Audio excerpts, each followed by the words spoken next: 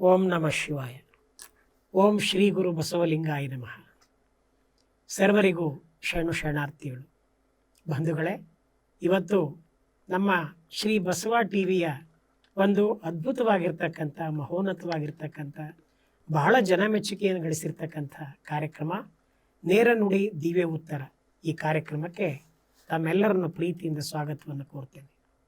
ತಮ್ಮೆಲ್ಲರಿಗೂ ಗೊತ್ತಿರುವಂತೆ ಈ ದೇಶ ಹಲವಾರು ಧರ್ಮಗಳಿಗೆ ಜನ್ಮ ಕೊಟ್ಟಿದೆ. ಜಗತ್ತಿನಲ್ಲಿ ಹಲವಾರು ಧರ್ಮಗಳು ಕೂಡ ಇದ್ದಾವೆ.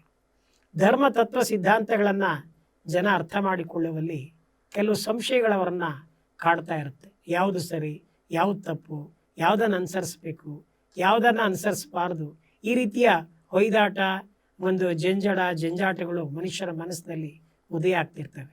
ಇಂಥ ಸಂದರ್ಭದಲ್ಲಿ ನಮ್ಮ ಶ್ರೀ ಬಸವ ಟಿವಿಯ ಒಂದು ಯಶಸ್ವಿಯಾಗಿರ್ತಕ್ಕಂಥ ಒಂದು ಸಂಚಿಕೆ ನೇರ ನುಡಿ ದಿವ್ಯ ಉತ್ತರ, ಈ ಕಾರ್ಯಕ್ರಮಕ್ಕೆ ತಮ್ಮ ಪ್ರಶ್ನೆಗಳಿಗೆ ಉತ್ತರವನ್ನು ಕೊಡ್ತಾರೆ. ಜನಸಾಮಾನ್ಯರ ಮನಸ್ಸಿನಲ್ಲಿ ಹೇಳಬಹುದಾದಂಥ ಸಂಶಯಗಳಿಗೆ ಈಗ ಉತ್ತರವನ್ನು ಕೊಡಲಿಕ್ಕೆ ನಮ್ಮ ಜೊತೆ ಇದ್ದಾರೆ ಶ್ರೀ ಬಸವ ಟಿವಿಯ ಮಾನ್ಯ ನಿರ್ದೇಶಕರಾಗಿರ್ತಕ್ಕಂಥ ನಮ್ಮ ಪ್ರೀತಿಯ ಸಹೋದರರಾಗಿರ್ತಕ್ಕಂಥ ಶರಣ ಇ ಕೃಷ್ಣಪ್ಪನವರು. ಅವ್ರನ್ನ ಬಹಳ ಪ್ರೀತಿಯಿಂದ ಈ ಕಾರ್ಯಕ್ರಮಕ್ಕೆ ನಾನು ಸ್ವಾಗತವನ್ನು ಕೋರ್ತೇನೆ. ನಮಸ್ಕಾರ ಸರ್. ಶರಣಾರ್ಥಿ ಸರ್. ನಿಮ್ಮ ಕಾರ್ಯಕ್ರಮ ನೇರ ನುಡಿ ದಿವ್ಯ ಉತ್ತರ ಇವತ್ತು ಬಹಳ ಯಶಸ್ವಿಯಾಗಿರ್ತಕ್ಕಂಥ ಒಂದು ಕಾರ್ಯಕ್ರಮ ಆಗಿದೆ. ಯಾಕಂದರೆ ಲಕ್ಷಾಂತರ ಜನ ಇವತ್ತು ಜಗತ್ತಿನಾದ್ಯಂತ ಈ ಕಾರ್ಯಕ್ರಮವನ್ನು ನೋಡ್ತಾ ಇದ್ದಾರೆ. ಬಸವ ಟಿವಿ ಕೂಡ ಒಳ್ಳೆ ಪ್ರತಿಕ್ರಿಯೆ ಬರ್ತಾ ಇದೆ. ಅದನ್ನು ಕೇಳಿದಾಗ ಭಾಳ ಸಂತೋಷ ಅನ್ನಿಸ್ತಾ ಇದೆ. ಇವತ್ತು ನೋಡಿ, ಜಗತ್ತಿನ ಜಟಿಲ ಸಮಸ್ಯೆಗಳನ್ನು, ಜಂಜಾಟಗಳನ್ನು ಕುರಿತು ನಾವು ಮಾತಾಡ್ತಿದ್ದೇವೆ. ಬಹಳ ಮುಖ್ಯವಾಗಿ ಸರ್, ಈಗ ಇಸ್ರೇಲ್ ಮತ್ತು ಪ್ಯಾಲೆಸ್ಟೈನ್ ಯುದ್ಧ ಶುರುವಾಗಿ ವರ್ಷಾನುಗಟ್ಲೆನೆ ಕಳೀತು. ಒಂದು ಕಡೆ ಇಸ್ರೇಲ್ನಲ್ಲಿ ಯಹೂದಿಗಳು, ಪ್ಯಾಲೆಸ್ಟೈನಲ್ಲಿ ಮುಸಲ್ಮಾನರು, ಅವರು ಧರ್ಮದ ಹೆಸರಲ್ಲಿ ಕಾದಾಟ ಆಗ್ತಾ ಇದೆ. ಇವತ್ತು ಗಾಜಾ ಪಟ್ಟಿ ಒಂದು ಸ್ಮಶಾನ ಭೂಮಿ ಆಗ್ಬಿಟ್ಟಿದೆ. ಇಂಥ ಸಂದರ್ಭದಲ್ಲಿ ತಾವು ಹೇಗೆ ಇದನ್ನು ವಿಶ್ಲೇಷಣೆ ಮಾಡ್ತೀರಿ? ಇದು ಒಂದು ರೀತಿಯ ಧಾರ್ಮಿಕ ಯುದ್ಧ ಅಂತ ಹೇಳ್ಬೋದು. ಇದು ನಮಗೆ ಭೌಗೋಳಿಕ ಯುದ್ಧವಾಗಿ ಕಂಡು ಬಂದ್ರೂ ಕೂಡ, ಅಥವಾ ಶತ್ರು ಕಿತ್ತಾಡ್ತಾ ಇದ್ದಾರೆ ಅಂತ ಅನಿಸಿದ್ರೂ ಕೂಡ, ಇಲ್ಲಿ ಭೂಮಿಗಾಗಿ ಅವ್ರು ಕಿತ್ತಾಡ್ತಾ ಇಲ್ಲ ಒಂದು ಲೆಕ್ಕದಲ್ಲಿ ನಾವು ನೋಡಿದಾಗ, ಅಥವಾ ಯಾವುದೋ ಸಂಪತ್ತನ್ನು ದೋಚಲಿಕ್ಕೆ ಇವರು ಕಿತ್ತಾಡ್ತಾ ಇಲ್ಲ. ಇವರು ಕಿತ್ತಾಡ್ತಾ ಇರ್ತಕ್ಕಂಥದ್ದು ನಾವು ಬಹಳ ಸೂಕ್ಷ್ಮವಾಗಿ ನಮಗೆ ಗಮನಿಸಿದಾಗ, ಇವರ ಇವರ ಅಂತರಾತ್ಮದಲ್ಲಿ ಏನಿದೆ ಅಂತಂದರೆ, ಧಾರ್ಮಿಕದ ಮನೋಭಾವದಲ್ಲಿ ಇರ್ತಕ್ಕಂಥ ಡಿಫ್ರೆನ್ಸು, ಧಾರ್ಮಿಕ ಮನೋಭಾವ. ಇವರ ತತ್ವಗಳು ಇವರಿಗೆ ಮುಖ್ಯ ಆಗಿದ್ದಾವೆ. ತತ್ವಗಳನ್ನು ಪ್ರಧಾನವಾಗಿ ಇಟ್ಕೊಂಡು ಅವರ ಧರ್ಮ ಸ್ಥಾಪನೆಯನ್ನು ವ್ಯವಸ್ಥಿತವಾಗಿ ಮಾಡಿಕೊಳ್ಬೇಕು ಅನ್ನುವಂತಹ ವಿಚಾರದಲ್ಲಿ ಒಬ್ರಿಗೊಬ್ಬರಿಗೆ ಮನಸ್ತಾಪಗಳಾಗಿದೆ. ನಾವು ಇದನ್ನು ಧಾರ್ಮಿಕ ದೃಷ್ಟಿಯಲ್ಲಿ ಬಹಳ ಸೂಕ್ಷ್ಮವಾಗಿ ಗಮನಿಸಬೇಕು. ಇವತ್ತು ಜಗತ್ತಿನ ಜನ ಏನು ಅಂದ್ಕೊಳ್ತಾ ಇದ್ದಾರೆ ಅಂತಂದರೆ, ಇವ್ರ ಜಾಗಕ್ಕೆ ಅವ್ರು ಬಂದ್ಬಿಟ್ಟವ್ರೆ, ಅಥವಾ ಅವ್ರ ಜಾಗಕ್ಕೆ ಇವ್ರು ಬಂದ್ಬಿಟ್ಟಿದ್ದಾರೆ, ಆ ಜಾಗ ಬಿಡಿಸ್ಕೊಳ್ಳೋದಕ್ಕೆ ಇವ್ರು ಕಿತ್ತಾಡ್ತಾ ಇದ್ದಾರೆ ಅಂತ ಹೇಳಿಬಿಟ್ಟು ಮೇಲ್ನೋಟಕ್ಕೆ ಕಂಡ್ರೂ ಕೂಡ ಇವರ ಅಂತರಂಗದಲ್ಲಿ ಇರ್ತಕ್ಕಂಥ ವಿಚಾರ ಏನು ಅಂತಂತಂದರೆ, ಇದೊಂದು ಧರ್ಮದ ಯುದ್ಧ, ಧಾರ್ಮಿಕ ಯುದ್ಧ ಇದು. ನಿಜ. ಈ ಪ್ಯಾಲೆಸ್ಟೈನ್ನವರು ಇಸ್ಲಾಮಿಗಳದ್ದು ಒಂದು ತತ್ವ ಇದೆ ಸರ್.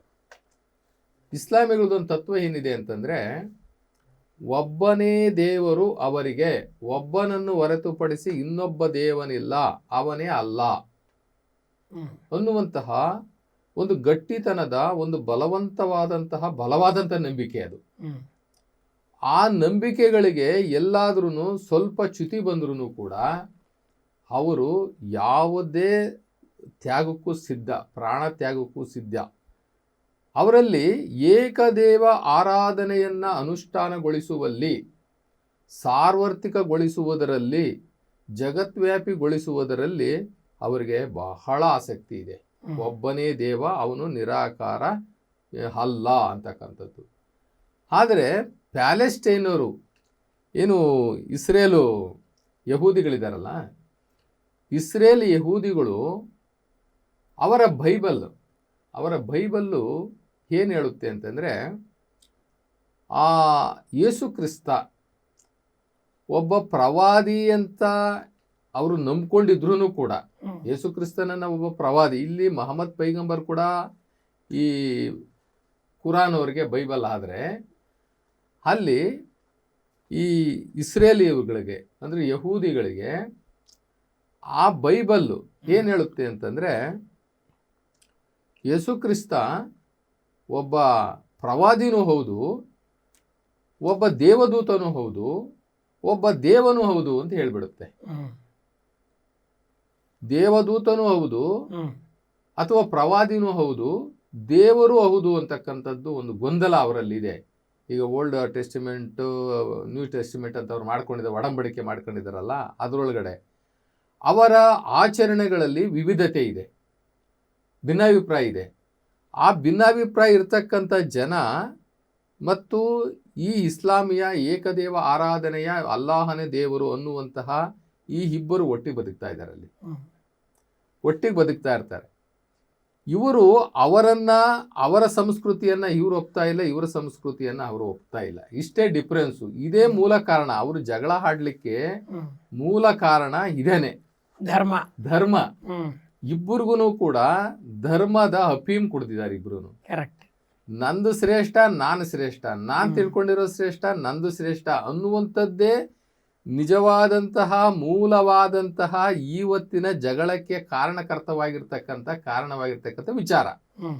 ಆದರೆ ಹೊರನೋಟಕ್ಕೆ ನಮ್ಗೇನು ಕಾಣಿಸ್ತಾ ಐತೆ ಅಂದರೆ ಇವರು ಈ ಭೂಮಿಗೋಸ್ಕರ ಕಿತ್ತಾಡ್ತಾ ಇದ್ದಾರೆ, ಒತ್ತುವರಿಗಳು ಮಾಡ್ಕೊಂಡಿದ್ದಾರೆ, ಈ ಗಾಜಾಪಟ್ಟಿ ನಂದು ಅಂತ ಕಿತ್ತಾಡ್ತಾವ್ರೆ ಅಂತ ನಾವು ತಿಳ್ಕೊಂಡಿದ್ದೀವಿ. ಆದರೆ ಅದರ ಮೂಲ ಸಿದ್ಧಾಂತ, ಮೂಲ ಸ್ವರೂಪ ಬಂದ್ಬಿಟ್ಟು ಧಾರ್ಮಿಕ ವಿಚಾರನೆ. ಈ ಧಾರ್ಮಿಕ ಅಂತಕ್ಕಂಥದ್ದು ಒಬ್ರು ಇನ್ನೊಬ್ಬರಿಗೆ ನೋವು ಕೊಡದಂಗೆ ಅವರವರ ಧರ್ಮದ ಆಚರಣೆಗಳನ್ನ, ಅವರವರ ನಂಬಿಕೆಗಳನ್ನ ಅವ್ರು ಸುಮ್ಮನೆ ಮಾಡ್ಕೊಂಡು ಹೋಗ್ತಾ ಇರ್ಬೇಕಷ್ಟೇ. ಅವರಿಗೆ ಯಾರಿಗೆ ಎಷ್ಟು ತಿಳುವಳಿಕೆ ಬಂದಿದೆಯೋ ಅಷ್ಟೇ ತಿಳುವಳಿಕೆನಲ್ಲಿ ಅವ್ರು ಹೋಗ್ತಾ ಇರಬೇಕು ಸುಮ್ಮನೆ. ಹೌದು. ಅಥವಾ ತಿಳುವಳಿಕೆ ಇರ್ತಕ್ಕಂಥವನು ತಿಳುವಳಿಕೆ ಇಲ್ಲದವನಿಗೆ ಅವನಿಗೆ ಯಾವುದೇ ಮಾನಸಿಕ ಘಾಸಿಯಾಗದಂತೆ ತಿಳಿಸ್ಬಹುದು. ಆದರೆ ಬೈ ಫೋರ್ಸ್ ಅಲ್ಲ, ಬಲವಂತವಾಗಲ್ಲ. ನಾನು ತಿಳ್ಕೊಂಡಿದ್ದೀನಿ, ನೀನು ತಪ್ಪು ಮಾಡ್ತಾ ಇದೀಯಾ, ನಾನು ಹೇಳ್ತಾ ಇದ್ದೀನಿ ನೀನು ಮಾಡುವಂಥದ್ದಲ್ಲ ಅಂತ ಹೇಳೋದಲ್ವೇ ಅಲ್ಲ. ಧಾರ್ಮಿಕ ವಿಚಾರಗಳು ಅಂತಂದ್ರೆ ಅಂತರಂಗದ ಪರಿವರ್ತನೆ, ಅದು ಮಾನಸಿಕ ಪರಿವರ್ತನೆ, ಭಾವನೆಗಳ ಪರಿವರ್ತನೆ, ನಂಬಿಕೆಗಳ ಪರಿವರ್ತನೆ. ಈ ಪರಿವರ್ತನೆಗಳಿದೆಯಲ್ಲ, ಇದು ಒಂದು ದಿನದಲ್ಲಿ ಅಥವಾ ಒಂದು ಭಾಷಣದಲ್ಲಿ, ಒಂದು ಆದೇಶದಲ್ಲಿ, ಒಂದು ಸಿದ್ಧಾಂತದಲ್ಲಿ ಆಗುವಂಥದ್ದಲ್ಲ. ಇದು ಬಹಳ ಲಾಂಗ್ ಪ್ರೋಸೆಸ್ಸು. ಈ ಯಹೂದಿಗಳು ಅವರಿಗೆ ಯೆಹೋವ ಒಬ್ಬನೇ ದೇವರು ಅಂತ ಹೇಳ್ಬಿಟ್ಟು ಯೇಸು ಕ್ರಿಸ್ತ ಹೇಳಿದ್ದಾರೆ. ಯೇಸು ಕ್ರಿಸ್ತ ಎಲ್ಲೂ ಕೂಡ ನಾನೇ ದೇವರು ಅಂತ ಹೇಳಿಲ್ಲ. ಎಲ್ಲೆಲ್ಲೂ ಕೂಡ ಯೇಸು ಕ್ರಿಸ್ತ ನಾನೇ ದೇವರು, ನಾನೇ ನಿಮ್ಗೆಲ್ಲ ಒಳ್ಳೇದು ಮಾಡಿಬಿಡ್ತೀನಿ ಅಂತ ಹೇಳಿಲ್ಲ. ಯೇಸು ಕ್ರಿಸ್ತನು ಏನು ಹೇಳ್ತಾನೆ ಅಂತಂದ್ರೆ ನಾನು ದೇವರ ಮಗ ಅಂತಾನೆ. ನಾನು ದೇವರ ಮಗ ಅಂತ ಅನ್ನುವಾಗ ದೇವರು ಅಂತ ಸಪ್ರೇಟ್ ಇರ್ಬೇಕಲ್ಲ. ನಾನೇ ದೇವರು ಅಂತ ಅನ್ನೋದಕ್ಕೂ ನಾನು ದೇವರ ಮಗ ಅನ್ನೋದಕ್ಕೂ ವ್ಯತ್ಯಾಸ ಇದೆ ಅಲ್ವರ. ಇವತ್ತು ಬೈಬಲ್ ಅಲ್ಲಿ ತುಂಬಾ ಕಡೆ ವ್ಯಾಖ್ಯಾನ ಇದೆ. ಹೇಗಿಂತೆ ಅಂದ್ರೆ ನಾನು ದೇವರ ಮಗ ಅಂತ ಹೇಳ್ಕೊತಾರೆ, ದೇವರ ಮಗ ಅಂತ ದೇವರ ಮಗ ಅಂತ ಅಂದ್ಮೇಲೆ ಒಬ್ಬ ತಂದೆ ಅಂತ ಇರ್ಲೇಬೇಕಲ್ಲ. ತಂದೆ ಇಲ್ದೇನೆ ಮಗ ಬರೋದಿಲ್ಲ. ಅವಾಗ ಯೇಸು ಕ್ರಿಸ್ತ ಬೇರೆ ಆದ, ಯೆಹೋವನೇ ಬೇರೆ ಆದ. ಯೆಹೋವ ಅಂತಂತಂದ್ರೆ ನಿರಾಕಾರ. ಅಂದ್ರೆ ನಾವು ಶಿವ ಅಂತೀವಲ್ಲ, ಅವ್ರ ಅಲ್ಲ ಅಂತಾರಲ್ಲ, ಆಗ ಅವ್ರು ಯೆಹೋವ ಅಂತಾರೆ. ಯೆಹೋವ ಅಂತಕ್ಕಂಥದ್ದನ್ನ ಇವ್ರು ಕೈಯ ಬಿಟ್ಬಿಟ್ಟವ್ರು. ಇವರು ಯಾರು? ಈ ಕ್ರಿಶ್ಚಿಯನ್ರು ಯೆಹೋವನನ್ನ ಕೈಯ ಬಿಟ್ಬಿಟ್ಟಿದ್ದಾರೆ. ಈ ಯೇಸು ಕ್ರಿಸ್ತನೇ ದೇವರು ಅನ್ನುವ ಲೆವೆಲ್ಗೆ ಅವನ್ನ ಪಟ್ಟ ಕಟ್ಟಿಬಿಟ್ಟು ಯೇಸು ಕ್ರಿಸ್ತನೇ ದೇವರು ಅಂತಕ್ಕಂಥದ್ದನ್ನ ಆರಾಧನೆ ಮಾಡ್ತಕ್ಕಂಥದ್ದನ್ನ ಈ ಇಸ್ಲಾಮಿಗಳು ಒಪ್ಪಲ್ಲ.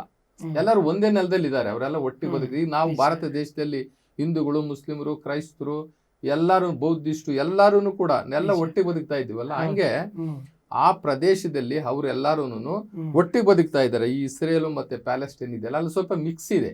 ಈ ಧರ್ಮ ಆಚರಣೆಗಳಲ್ಲಿ, ಜನಾಂಗೀಯದಲ್ಲಿ ಮಿಕ್ಸ್ ಇದ್ದಾರೆ. ಅವಾಗ ಏನಾಗಿದೆ ಅಂತಂದ್ರೆ ಅವರು ಕ್ರಿಶ್ಚಿಯನ್ರು ಯೇಸು ಕ್ರಿಸ್ತ ದೇವರು ಅಂತಕ್ಕಂಥದ್ದನ್ನ ಅದ್ರ ಎಫೆಕ್ಟ್ ಇವ್ರಿಗಾಗುತ್ತೆ. ಇವರು ಯಾರು ಮಾನವನನ್ನ ದೇವರು ಅಂತ ಒಪ್ಪಲ್ಲ. ಇಸ್ಲಾಮಿಗಳು ಯಾವುದೇ ಮನುಷ್ಯರನ್ನ ಅವನು ಎಂತಹ ದೊಡ್ಡ ಸಾಧಕನಾಗಿರ್ಲಿ, ಅವನೆಷ್ಟೇ ದೊಡ್ಡ ಬೋಧಕನಾಗಿರ್ಲಿ, ಶ್ರೇಷ್ಠನಾಗಿರ್ಲಿ, ಅವು ಯಾವೊಬ್ಬ ಮನುಷ್ಯನನ್ನು ಕೂಡ ದೇವರ ಸ್ಥಾನಕ್ಕೆ ಇಟ್ಟು ಮನುಷ್ಯನನ್ನ ಇವರು ಒಪ್ಪೋದಿಲ್ಲ, ನೋಡೋದೇ ಇಲ್ಲ. ದೇವರಿಗೆ ಪರ್ಯಾಯ ಶಬ್ದವಾಗಲಿ ಅಥವಾ ಪರ್ಯಾಯ ವ್ಯಕ್ತಿಗಳನ್ನ ಪ್ರತಿಸ್ಪರ್ಧಿ ಮಾಡೋದಾಗ್ಲಿ ಮಾಡಿದ್ರೆ ಈ ಇಸ್ಲಾಮಿಕ್ ಅಲ್ಲಿ ಬಹಳ ದೊಡ್ಡ ಅಪರಾಧ. ಆದರೆ ಅಲ್ಲಿ ಕ್ರಿಶ್ಚಿಯನ್ರಲ್ಲಿ ಬೈಬಲ್ ಅಲ್ಲಿ ಯೇಸು ಕ್ರಿಸ್ತನನ್ನ ಆ ಯೆಹೋವನಿಗೆ ಪ್ರತಿಸ್ಪರ್ಧಿ ಮಾಡ್ತಾರಲ್ಲ, ಯೆಹೋವ ಅಂತಂದ್ರೆ ಅವ್ನು ನಿರಾಕಾರ ಶಿವ, ಅದ್ ನಾವು ಶಿವ ಅಂತೀವಲ್ಲ ಹಾಗೆ, ಅಲ್ಲ ಅಂತ ಹೇಳ್ತೀವಲ್ಲ ಹಾಗೆ, ಅವನಿಗೆ ಈ ಪ್ರತಿಸ್ಪರ್ಧಿ ಮಾಡ್ತಾರೆ ಯೇಸು ಕ್ರಿಸ್ತನ.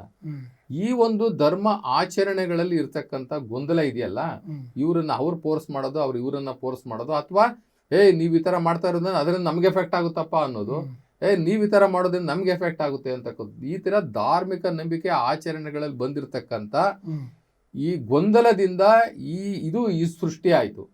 ಈಗ ಸೃಷ್ಟಿಯಾಗಿ ಕೊನೆಗೆ ಅವ್ರ ಮೇಲೆ ಇವ್ರು ದಾಳಿ ಮಾಡೋದು, ಇವ್ರ ಮೇಲೆ ಅವ್ರು ದಾಳಿ ಮಾಡೋದು ಸ್ಟಾರ್ಟ್ ಆಯ್ತು. ಇಬ್ರು ಪ್ರತಿಯಾಗಿ ಪ್ರತ್ಯೇಕವಾದಂತ ಇಸ್ವಿಗಳಲ್ಲಿ ಪ್ರತ್ಯೇಕವಾದ ತಲೆಮಾರುಗಳಲ್ಲಿ ಇವರಿಬ್ರು ಕಿತ್ತಾಡ್ಕೊಂಡಿದ್ದಾರೆ ಹಿಂದೆಗಡೆ. ಇದೇನು ಹೊಸದಲ್ಲ. ಇವತ್ತು ಕಿತ್ತಾಡ್ಕೋತಾ ಇರೋದು ಪ್ಯಾಲೆಸ್ಟೈನ್ ಅವರು ಮತ್ತೆ ಇವರು ಇಸ್ರೇಲ್ ಅವ್ರು ಕಿತ್ತಾಡ್ಕೋತಾ ಇರೋದು ಇದೇ ಮೊದಲೇನಲ್ಲ, ಹಿಂದೆನೂ ಕೂಡ ಇತಿಹಾಸದಲ್ಲಿ ಕಿತ್ತಾಡ್ಕೊಂಡಿದ್ದಾರೆ.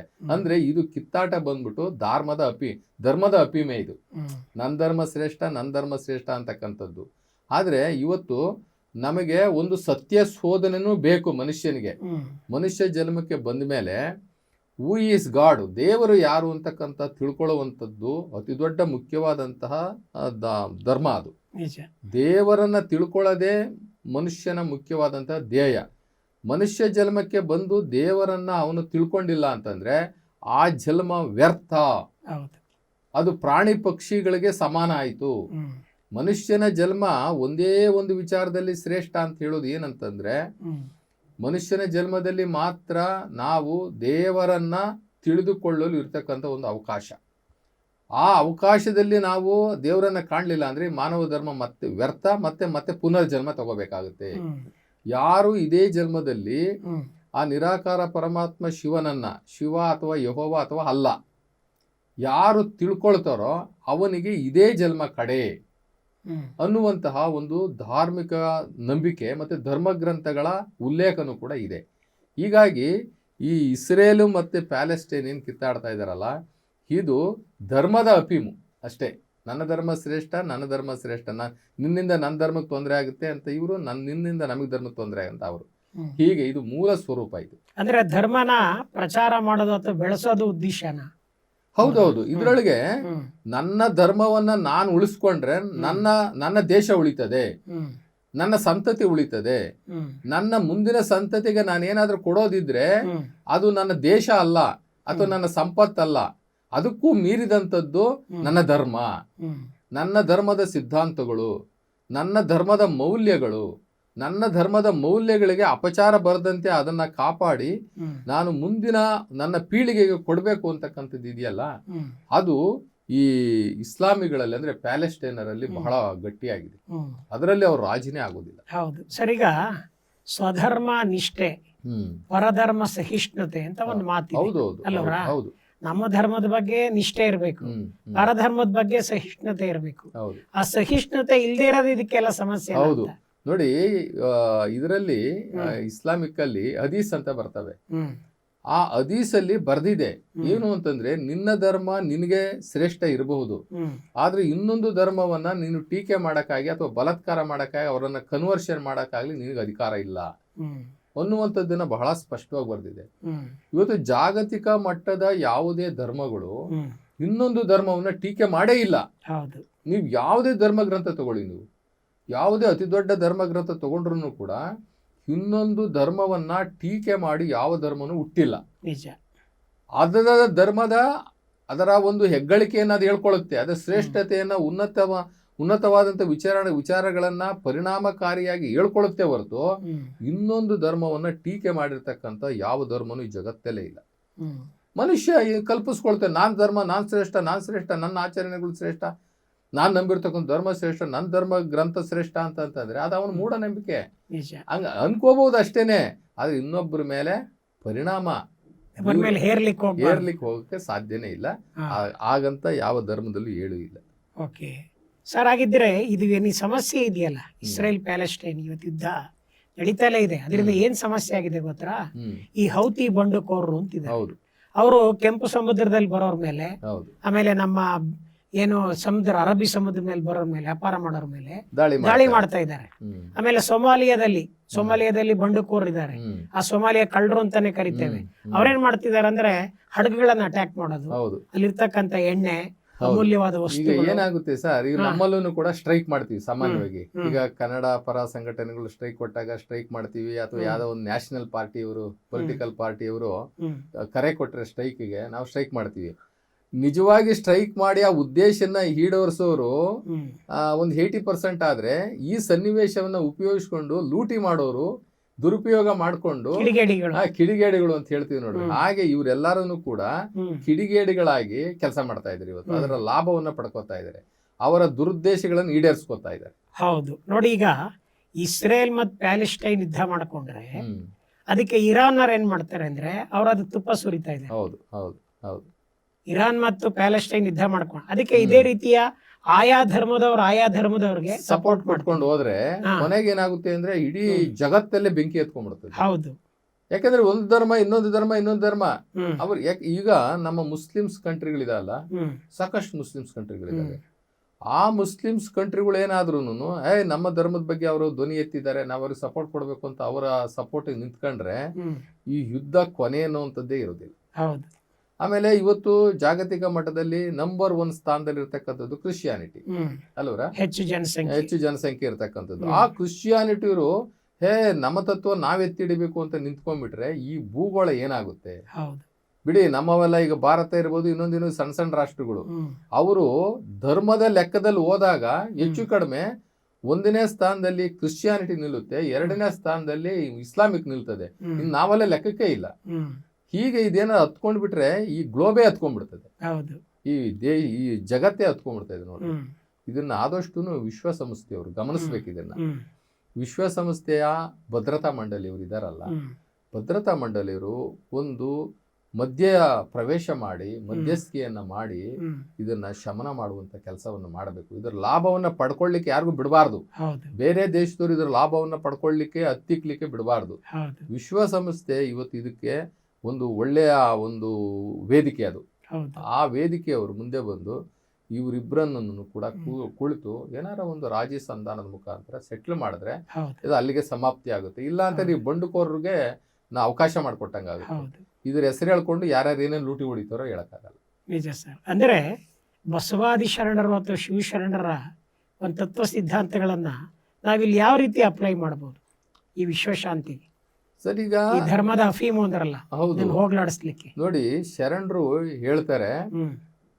ಜಗತ್ತು ಎಲ್ಲರಿಗೂ ಒಂದೇ, ಸೂರ್ಯ ಒಬ್ಬನೇ, ಗಾಳಿ ಒಂದೇ, ಎಲ್ಲರಿಗೂನು ಹ್ಮ್. ದೇವನು ಒಂದೇ. ಹೌದು. ನೀವು ಯಾವ್ಯಾವ್ದೋ ಧರ್ಮಗಳನ್ನ ಮಾಡ್ಕೊಂಡು ಬಿಟ್ಟು ನಿಮ್ಮ ಇಷ್ಟ ಪ್ರಕಾರವಾಗಿ ಇದು ನನ್ನ ದೇಶ, ಇದು ನನ್ನ ದೇಶ, ಇದು ನನ್ನ ದೇಶ, ನನ್ನ ದೇಶ ಅಂತ ನೀವು ಮಾಡ್ಕೊಂಡಿದ್ದೀರಿ ಹೊರತು, ಹೌದು. ನನ್ನ ದೃಷ್ಟಿಯಲ್ಲಿ ನೀವೆಲ್ಲ ಒಂದೇ. ಹೌದು. ನಿಮ್ಗೆಲ್ಲ ಒಂದೇ ಭೂಮಿ ಕೊಟ್ಟಿರೋದು, ಹೌದು. ಒಬ್ಬನೇ ಸೂರ್ಯನ್ ಕೊಟ್ಟಿರೋದು, ಒಂದೇ ಗಾಳಿ ಕೊಟ್ಟಿರೋದು, ಒಂದೇ ಎಲ್ಲಾರ್ಗು ಒಂದೇ ನೀರು ಕೊಟ್ಟಿರೋದು, ಒಂದು ದೇಶಕ್ಕೆ ಒಂದು ನೀರು, ಒಂದು ದೇಶಕ್ಕೆ ಒಂದು ಗಾಳಿ, ನಾನು ಮಾಡೇ ಇಲ್ಲ ಅಂತ ಹೇಳ್ತೇನೆ. ಹೌದು. ಈ ತತ್ವವನ್ನ ಬಸವಾದಿ ಶರಣರು ಹೇಳ್ತಾರೆ. ಅದು ಇಡೀ ವಿಶ್ವವೇ ಒಂದು ಮಹಾಮನೆ ಅಂತ ಹೇಳ್ತಾರೆ ಸರ್. ಹ್ಮ್. ಕರೆಕ್ಟ್. ವಿಶ್ವವೇ ಒಂದು ಮಹಾಮನೆ. ಹೌದು. ಆ ಮಹಾಮನೆಯಲ್ಲಿ ಇವನಾರವ ಅಂತ ಹೇಳ್ದರೆ ನೀನು ಬದುಕಬೇಕು. ಕರೆಕ್ಟ್. ಇವನಾರವ ಅನ್ನುವಂತಹ ಡಿಫ್ರೆನ್ಸಿಯೇಷನ್ ಮಾಡ್ದಲೇನೆ ಇವ ನಮ್ಮವ ಇದೊಂದೇ ಇವ ಸಾಕು. ಹಾ. ನಮ್ಮ ಮಹಾಮನೆಯ ಮಗನೆಂದೆನಿಸಯ್ಯ. ಹೌದು. ಮಹಾಮನೆ ಅಂತಂದ್ರೆ ಈ ಜಗತ್ತು. ಜಗತ್ತು. ಶರಣರು ಹೇಳೋದು ಎಷ್ಟು ಚೆನ್ನಾಗಿದೆ ನೋಡಿ. ಹಾ. ಹ್ಮ್. ಮಹಾಮನೆ ಅಂತಂದ್ರೆ ಜಗತ್ತು. ಈ ಹೌದು. ಜಗತ್ಗೆ ಮಹಾಮನೆ ಅಂದ್ರು. ಹ್ಮ್. ಈ ಮಹಾಮನೆಯ ಮಗನೆಂದೆನಿಸಯ್ಯ. ಹ್ಮ್. ನಾವೆಲ್ಲರೂ ಆ ಪರಮಾತ್ಮನ ಮಕ್ಕಳು, ನಾವು ಈ ಮಹಾಮನೆಯ ಮಕ್ಕಳು, ಹ್ಮ್. ನಮಗೆಲ್ಲರಿಗೂ ಒಂದೇ ಭೂಮಿ, ಒಬ್ಬನೇ ತಂದೆ. ನೋಡಿ ಎಂತ ವಿಶಾಲ ಅದ್ಭುತ ಮನೋಭಾವದ ವ್ಯಾಖ್ಯಾನ, ವ್ಯಾಖ್ಯಾನ ಅದ್ಭುತವಾದ ಮಾಡಿದ್ದಾರೆ ವ್ಯಾಖ್ಯಾನ. ಬಸವಣ್ಣವರು. ಇವ ನಮ್ಮವ ಅಂತ ಎಲ್ಲರೂ ಅನ್ಕೊಂಡ್ಬಿಟ್ರೆ ನೋಡಿ, ಎಲ್ಲಿ ನಾವು ಯುದ್ಧಗಳಾಗಲ್ಲ. ಸಾಮಾನ್ಯವಾಗಿ ಹ್ಮ್. ಈಗ ನಾವು ಜೈ ಭಾರತ್ ಅಂತೀವಿ ಹ್ಮ್. ಅಲ್ವರ, ಹ್ಮ್. ಅಥವಾ ಜೈ ಕರ್ನಾಟಕ ಮಾತೆ ಅಂತೀವಿ. ಹ್ಮ್. ಆದ್ರೆ ಅದೇ ತರ ನಾವು ಹ್ಮ್. ಜೈ ಕರ್ನಾಟಕ ಮಾತೆ, ಜೈ ಭಾರತ್ ಅಂತ ಹೇಳಿ ಅಲ್ಲಿಗೆ ನಿಲ್ಬಾರ್ದು. ಹ್ಮ್. ಜೈ ಜಗತ್ ಅಂತಲೂ ಹೇಳ್ಬೇಕು. Correct sir. ನಿಜ. ಜಗತ್ತಿದ್ರೆ ನಾವಿರ್ತೀವಿ, ಹ್ಮ್. ಜಗತ್ತಿದ್ರೆ ಇಂಡಿಯಾ ಇರ್ತದೆ, ಹೌದು. ಇಂಡಿಯಾ ಇದ್ರೆ ನಮ್ಮ ಕರ್ನಾಟಕ ಕರ್ನಾಟಕ ಇರ್ತದೆ. ಹೌದು. ಆದ್ರೆ ನಮ್ಮದು ವಿಶಾಲ ದೃಷ್ಟಿ ಇರಬೇಕು, ವಿಶಾಲ ಮನೋಭಾವ ಇರಬೇಕು. ಹ್ಮ್. ನಾವು ಸಂಕ್ಷಿಪ್ತತೆ ಇರಬಾರ್ದು. ನಾವಾಗ್ಲಿ ನೀವಾಗ್ಲಿ ಎಲ್ಲಾರು ಆ ಪರಮಾತ್ಮನ ಭಿಕ್ಷೆಯಲ್ಲಿ ಬದುಕ್ತಾ ಇರ್ತಕ್ಕಂಥವ್ರು. ಅವನು ಸೃಷ್ಟಿ ಮಾಡಿರುವ ಈ ಭೂಮಿಯ ಮೇಲೆ ನಮ್ಮ ಮನೋ ಇಚ್ಛೆ ನಾವು ಎಲ್ಲಿ ಬೇಕಾದ್ರೂ ಬದುಕ್ಬೋದು. ನಾವೇನು ಬೌಂಡ್ರಿ ಹಾಕೊಂಡು ಯಾರು ಉಟ್ಕೊಂಡಿಲ್ಲ. ನಾವು ಮಾಡ್ಕೊಂಡಿರೋದು ಬೌಂಡ್ರಿ. ಇದು ನನ್ನ ಬೌಂಡ್ರಿ, ಇದು ನನ್ನ ದೇಶದ ಬೌಂಡ್ರಿ, ಇದು ನಿಮ್ಮ ದೇಶದ ಬೌಂಡ್ರಿ ಅಂತ ನಾವು ಅನ್ಕೊಳ್ತಾ ಇರುವಾಗ ಆ ಪರಮಾತ್ಮ ನಿರಾಕಾರ ಶಿವ ನಗ್ತಾನಂತೆ, ಅದೆಲ್ಲ ನಂದು. ಇವರು ನಂದು ನಂದು ನಂದು ಅಂತಾರಲ್ಲ, ಅದೇ ಗುಬ್ಬಚ್ಚಿ ಕತೆ ಹೇಳ್ತಿರಲ್ಲ, ಗುಬ್ಬಚ್ಚಿ ಬೇರೆಯವರ ಮನೆಯಲ್ಲಿ ಗೂಡು ಕಟ್ಟಿ ಅದು ಬೇರೆಯವ್ರ ಮನೆಯಲ್ಲಿ ಗೂಡು ಕಟ್ಟಿದ್ದೀನಿ ಅನ್ನೋ ಪರಿಮಿತಿನೇ ಇಲ್ಲದೆ, ಅವ್ರಿಗೆ ಪರಿಜ್ಞಾನನೇ ಇಲ್ಲದೆ ನಂದೇ ಮನೆ ಅಂತ ಹೇಳುತ್ತಂತೆ. ಹಂಗೆ ಆ ಪರಮಾತ್ಮನ ಈ ಮಹಾಮನೆಯಲ್ಲಿ ನಾವು ಬದುಕಕ್ ಬಂದಿದ್ದೀವಿ. ಒಂದಿಷ್ಟು ಬಾಳಿ ಬದುಕಿ ಒಂದಿನ ಸಾಕ್ಷಾತ್ಕಾರ ಪಡ್ಕೊಂಡು ಶಿವಜ್ಞಾನವನ್ನ ಪಡ್ಕೊಂಡು ಒಂದಿನ ಹೋಗೋದ್ ಬಿಟ್ರೆ ನಮಗಿಲ್ಲಿ ಮಾಲೀಕತ್ವ ಯಾರಿಗಿದೆ? ಇಲ್ಲಿ ಯಾರಿಗೂ ಮಾಲೀಕತ್ವ ಇಲ್ಲ. ನಾವು ಈ ಜಗತ್ತಲ್ಲಿ ಎಲ್ಲ ನಾವು ಬಳಕೆದಾರರೇ ಹೊರತು ಓನರ್ಗಳು ಯಾರು ಇಲ್ಲ. ಓನರ್ ಒಬ್ಬನೇ, ಅವ್ನು ನಿರಾಕಾರ ಶಿವ. ನಿಜ ಸರ್. ಇದೇ ಈ ಯೂನಿವರ್ಸಲ್ ಟ್ರೂತ್ ಅಂತೀವಲ್ಲ, ಈ ಒಂದು ಯೂನಿವರ್ಸಲ್ ಟ್ರೂತ್ ಅನ್ನ ಬಸವಾದಿ ಶರಣರು ಹೇಳದಂತೆ ಅರ್ಥ ಮಾಡ್ಕೊಂಡ್ಬಿಟ್ರೆ ಬಹುಶಃ ತಾವು ಹೇಳದಂತೆ ಜಗತ್ತಿನಲ್ಲಿ ಎಲ್ಲೂ ಕೂಡ ಯುದ್ಧಗಳಾಗಲ್ಲ ಅಲ್ವರಾ? ಹೌದು ಸರ್. ಈ ವಿಶ್ವಸಂಸ್ಥೆ ಒಂದೇ ಆಡಳಿತ ರೂಪದಲ್ಲಿ ಆಡಳಿತ ಮಾಡಿ ಕೊಟ್ಟಿದ್ದೇ ಆದ್ರೆ ನಮ್ಮ ಜಗತ್ತಲ್ಲಿ ಈ ರಾಜ್ಯಗಳು ಈ ರಾಷ್ಟ್ರಗಳಿಗಿರ್ತಕ್ಕಂಥ ಬೌಂಡ್ರಿ ಇದೆಯಲ್ಲ, ಆ ಬೌಂಡ್ರಿಗಳೇ ತೆಗೆದು ಆ ಬೌಂಡ್ರಿಗಳನ್ನ ಮೀರಿದಂತಹ ಸೋದರತ್ವ, ವಿಶ್ವ ಭ್ರಾತೃತ್ವ ಮತ್ತೆ ವಿಶ್ವ ಸೋದರತ್ವ ನಮ್ಮಲ್ಲಿ ಕಂಡಾಗ, ಅಥವಾ ಕಾಣಿಸ್ಕೊಂಡ್ಲಿಲ್ಲ ಅಂದ್ರೂ ಆ ಭಾವನೆಗಳು ನಮ್ಮಲ್ಲಿ ಬಂದಾಗ, ನೀನ ಅಲ್ಲಿದ್ರು ಒಂದೇ ಇಲ್ಲಿದ್ರು ಒಂದೇ. ಈಗ ನಾವು ಸುಮಾರು ಉದಾಹರಣೆಗೆ ಹೇಳ್ಬೇಕು ಅಂದ್ರೆ ಭಾರತ ದೇಶದಲ್ಲಿ ನಾವ್ ಇದ್ದೀವಿ. ಈ ಕರ್ನಾಟಕ ನಂದು ಇಲ್ಲಿನ ತಕ ಇರ್ಬೇಕಾಯ್ತು, ನಿಂದು ಆಂಧ್ರ ಇಲ್ಲಿವರೆಗೂ ಇರ್ಬೇಕಾಯ್ತು, ಮಹಾರಾಷ್ಟ್ರ ಇರ್ಬೇಕಾಯ್ತು. ನಾವ್ ಎಲ್ಲರ ಇದ್ಕೊಂಡ್ರು ಕೂಡ ನಾವು ಭಾರತದೊಳಗಡೆ ಇರ್ತೀವಲ್ಲ, ಭಾರತದ ಬೌಂಡ್ರಿನಲ್ಲೇ ಇರ್ತೀವಲ್ಲ ನಾವು. ಹಾಗೆ ನಾವ್ ಎಲ್ಲಿದ್ರು ಕೂಡ ನಾವು ಈ ವಿಶ್ವದ ಬೌಂಡ್ರಿನಲ್ಲೇ ಇರ್ತೀವಲ್ಲ, ಯಾರೇನ್ ತಗೊಂಡೋಗಲ್ವಲ್ಲ ಸರ್. ಇತ್ತೀಚೆಗೆ ನಮ್ಮ ಕರ್ನಾಟಕ ಸರ್ಕಾರ ಬಸವಣ್ಣನವರನ್ನ ಒಂದು ಕರ್ನಾಟಕದ ಸಾಂಸ್ಕೃತಿಕ ರಾಯಭಾರಿ ಅಂತ ಮಾಡಿದ್ರು. ನೋಡಿ, ಇದು ಕರ್ನಾಟಕಕ್ಕಷ್ಟೇ ಆಗಬಾರ್ದು. ನೀವ್ ಹೇಳದಂತೆ ಜಗತ್ತಿನ ಸಾಂಸ್ಕೃತಿಕ ರಾಯಭಾರಿ. ಎಲ್ಲೋ ಒಂದ್ ಕಡೆ ಖುಷಿ ಆಯ್ತು, ಆದ್ರೂ ಕೂಡ ತಕ್ಷಣ ನನಗೆ ಆ ಖುಷಿ ಹೊಟ್ಟೋಯ್ತು. ಬಸವಣ್ಣನವರು ಕರ್ನಾಟಕದ ಸಾಂಸ್ಕೃತಿಕ ನಾಯಕ ಅಂತ ಹೇಳಿಬಿಟ್ಟು ಕ್ಯಾಬಿನೆಟ್ ಅಲ್ಲಿ ಅನುಮೋದನೆ ಮಾಡಿದಂತಹ ಸಂದರ್ಭದಲ್ಲಿ ಸ್ವಲ್ಪ ಹೊತ್ತು ನನಗೆ ಖುಷಿ ಆದ್ರೂ ಕೂಡ, ಆದ್ರೆ ತಕ್ಷಣ ನನಗೆ ಬೇಸರನೂ ಆಯ್ತು. ನಾವು ಕರ್ನಾಟಕಕ್ಕೆ ಕಟ್ಟಾಕ್ಬಿಟ್ಟವಲ್ಲ ಬಸವಣ್ಣ. ಕರೆಕ್ಟ್, ನನ್ನ ಮನಸ್ಸಲ್ಲಿ ಅದೇ ಭಾವನೆ ಬಂತು. ಕರ್ನಾಟಕಕ್ಕೆ ನಾವು ಕಟ್ಟಾಕ್ಬಿಟ್ಟವಲ್ವಾ? ಬಸವಣ್ಣ ಕರ್ನಾಟಕದ ಬೌಂಡ್ರಿಗೆ ನಿಲ್ಲುವಂತವ್ರಲ್ಲ, ವಿಶ್ವಗುರು, ವಿಶ್ವವ್ಯಾಪಿ, ವಿಶ್ವಗುರು, ವಿಶ್ವವ್ಯಾಪಿ, ಜಗನ್ಜ್ಯೋತಿ. ಈ ಜಗನ್ಜ್ಯೋತಿ ಆಗಿರ್ತಕ್ಕಂಥ ಬಸವಣ್ಣನವರನ್ನ ನಾವು ನಮ್ಮ ಯಾವುದೋ ಒಂದು ಸಂಕ್ಷಿಪ್ತತೆ ಮಾಡ್ಬಿಟ್ಟವಲ್ಲ, ಅಥವಾ ಇದ್ರೊಳಗೆ ನಮ್ ಸ್ವಾರ್ಥ ಏನಾರು ಇದೆಯಾ, ಸ್ವಾರ್ಥಕ್ಕೆ ನಾವೇನಾರ ಬಸವಣ್ಣ ಬಳಸ್ಕೊತಾ ಇದ್ದೀವ ಅಂತ ನನಗೆ ತಕ್ಷಣನೇ ಸ್ವಲ್ಪ ಹೊತ್ತಾದ್ಮೇಲೆ ಅಯ್ಯೋ ಇದು ತಪ್ಪು ತಪ್ಪು ತಪ್ಪು ಅಂತ ಅನ್ನಿಸ್ತು. ಆದರೆ ತಪ್ಪು ಅಂತ ಹೇಳಿದ್ರೆ ಏನಾಗುತ್ತೆ ಅಂತಂದ್ರೆ, ದೂರದೃಷ್ಟಿ ಇಲ್ಲದೆ ಇರತಕ್ಕಂಥವ್ರು ಮೊದಲು ನಮ್ಮನ್ನ ಅಪಾರ್ಥ ಮಾಡ್ಕೋತಾರೆ. ಬಸವಣ್ಣನವರು ವಿಶ್ವವ್ಯಾಪಿಯ ಅತಿ ದೊಡ್ಡ ವಿದ್ವಾಂಸ ಅಲ್ವರಾ? ನಾವು ಅತಿ ದೊಡ್ಡ ತತ್ವಜ್ಞಾನಿಗಳ ಸಾಲಿನಲ್ಲಿ ನಿಲ್ಲುವಂತಹ ಅತಿ ದೊಡ್ಡ ಜ್ಞಾನಿ ಬಸವಣ್ಣನವರು. ಜಗತ್ತಿನ ವಿಶ್ವವ್ಯಾಪಿ ಇರ್ಬೇಕಾಗಿರ್ತಕ್ಕಂಥ ಆ ವಿಶ್ವಮಾನವನನ್ನ ನಾವು ಕರ್ನಾಟಕಕ್ಕೆ ಕಟ್ಟಾಕಿದ್ರೆ, ಅಥವಾ ಯಾವುದೋ ಒಂದು ಜಾತಿಗೋ ಅಥವಾ ಒಂದು ಸಮುದಾಯಕ್ಕೋ ಕಟ್ಟಾಕಿದ್ರೆ ಎಷ್ಟು ಅಜ್ಞಾನ ಅಂತ ನಮ್ಗನ್ಸ್ತದೆ. ನಾವೇ ಕುಬ್ಜಗೊಳಿಸ್ದಂಗಾಗುತ್ತೆ. ಅಂದ್ರೆ ಅವರ ವಿಶಾಲತೆಯ ಅರಿವು ನಮಗೆ ಇಲ್ಲ ಅಂತ ಆಯ್ತು. ನನ್ನ ಮುಗ್ಧ ಭಕ್ತಿಯಿಂದ ನಾವು ಬಸವಣ್ಣನ ಅರ್ಥ ಮಾಡ್ಕೊಂಡಿದ್ದೀನಿ ಸಂಕ್ಷಿಪ್ತತೆಯಿಂದ ಅಂತ ಆಯ್ತು. ಅಂದ್ರೆ ಅವರ ವಿಶಾಲತೆಯಿಂದ ನಮಗೆ ಗೊತ್ತಾಗಿಲ್ಲ. ನನ್ನ ತೋರು ಬೆರಳಿನ ಅಳತೆಯಲ್ಲಿ ನಾನು ಅಳತೆ ಮಾಡ್ಕೊಂಡ್ ಬಿಟ್ಟಿದ್ದೀನಿ ಬಸವಣ್ಣನ. ಅವರ ವಿಶ್ವವ್ಯಾಪಿಯ ತತ್ವ ಸಂದೇಶಗಳನ್ನ ನಾನು ಗೊತ್ತಾಗಿಲ್ಲ ನನಗೆ. ಹಿಂಗಾಗಿ ನಾನು ತಪ್ಪು ತಿಳ್ಕೊಂಡು ಅವರನ್ನ ಸಂಕ್ಷಿಪ್ತ ಮಾಡ್ಬಿಟ್ಟಿದೀವಿ ಏನೋ ಅಂತ ನಮ್ಗೆ ಅನಿಸ್ತಾ ಇತ್ತು. Correct sir. ಒಟ್ಟಾರೆ ಸರ್, ಇಂಥ ಸಂದರ್ಭದಲ್ಲಿ ಇವತ್ತಿನ ಒಂದು ಪ್ರಪಂಚದಲ್ಲಿ ಆಗ್ತಿರ್ತಕ್ಕಂಥ ಒಂದು ಅನ್ಯಾಯ, ಅವಘಡ, ಈ ಯುದ್ಧಗಳು, ಇದಕ್ಕೆಲ್ಲ ಪರಿಹಾರ ಅಂದ್ರೆ ನೀವು ಹೇಳ್ದಂತೆ ಬಸವಾದಿ ಶರಣರ ಒಂದು ದಿವ್ಯ ಸಂದೇಶಗಳು ಅಲ್ವರಾ? ಹಾಗಾಗಿ ಬಸವಣ್ಣ ಅಂತ ಒಳ್ಳೆ ಮಾತು ಹೇಳಿದ್ರಿ. ಈಗ ಜೈ ಕರ್ನಾಟಕ, ಜೈ ಹಿಂದ್, ಜೈ ಭಾರತ್ ಅನ್ನೋ ತರಹ ಜೈ ಜಗತ್ ಬರ್ಬೇಕಲ್ಲ, ಜಗತ್ ಬರ್ಬೇಕು, ಜೈ ಜಗತ್ ಬರ್ಬೇಕು. ಇಲ್ಲ ಅಂತಂದ್ರೆ ನಮ್ಗಿನ್ನ ತಿಳುವಳಿಕೆ ಬಂದಿಲ್ಲ ಅಂತ. ಹೌದು. ಆಮೇಲೆ ಬಸವಣ್ಣನ ಅಲ್ಲ ಸರ್, ಈಗ ಒಂದು ದೋಣಿನಲ್ಲಿ ನಾವು ಕೂತಿದ್ದೀವಿ, ನಾವು ದೋಣಿ ಮುಳುಗಿದ್ರೆ ಎಲ್ಲ ಮುಳುಗೋಗ್ತೀವಿ, ಹೌದು. ಜಗತ್ತಿದ್ರೆ ನಾವು ಇರ್ತೀವಿ ನಿಜ ಅಲ್ವರಾ? ನಿಜ. ದೋಣಿನಲ್ಲಿ ಒಂದ್ 5-6 ಜನ ಹ್ಮ್. ವಿದ್ವಾಂಸರು ಅಥವಾ ತತ್ವಜ್ಞಾನಿಗಳು ಕೂತಿರ್ತಾರೆ, ಅಥವಾ ಯಾವ್ದೋ ದೇಶದವ್ರು ಕೂತಿರ್ತಾರೆ ಅಂತ ಇಟ್ಕೊಳ್ಳಿ. ಹ್ಮ್. ಅವ್ರವ್ರ ದೇಶಕ್ಕೆ ಅವ್ರವ್ರ ಜೈಪಕಾರ ಹಾಕೋದ್ನಂಗ ಆಗುತ್ತೆ ಅಷ್ಟೇ. ಆದ್ರೆ ಆ ದೋಣಿ ಇದೆಯಲ್ಲ, ಹ್ಮ್. ದೋಣಿ ಮುಳುಗಿದ್ರೆ ಎಲ್ಲ ಮುಳುಗೋಗ್ತಾರೆ. ನಿಜ ಸರ್. ಹಾಗಾಗಿ ಇಂಥ ಈ ಸಂದರ್ಭದಲ್ಲಿ ಇವತ್ತಿನ ತಮ್ಮ ಚರ್ಚೆ ಬಹಳ ಚೆನ್ನಾಗಿತ್ತು.